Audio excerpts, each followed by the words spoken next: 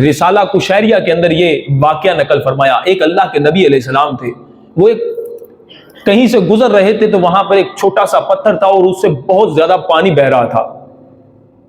آپ نے یہ عجیب منظر دیکھا کہ بڑا پتھر ہو تو پانی نکلتا ہے، لیکن چھوٹا پتھر ہو اور زیادہ پانی نکلے، یہ بڑا عجیب تر معاملہ. حال کے اندر یہ آ رہا تھا اللہ کے نبی علیہ السلام کے، اللہ نے اس پتھر کو قوت گویائی عطا فرمائی اور آپ نے اس سے کلام فرمایا. اس قدر تیرے اندر سے پانی نکل رہا ہے، وجہ تو بتا، کیا وجہ ہے کہ تو اس قدر پانی بہا رہا ہے؟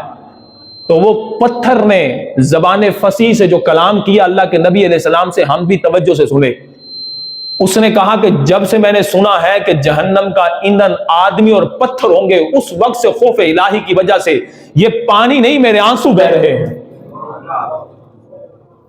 کہ جب جہنم کا ایندھن آدمی اور پتھر ہوں گے، اس وقت سے میرے جسم سے اللہ کے خوف سے آنسو بہ رہا ہے.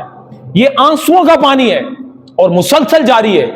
اللہ کے نبی علیہ السلام کو اس پتھر پر ترس آ گیا، رب سے دعا کی، یا اللہ اس کو جہنم میں نہ داخل کرنا. اللہ رب العزت نے نبی علیہ السلام کی دعا قبول فرمائی، اس پتھر کو جہنم کی عذاب سے محفوظ کر دیا گیا.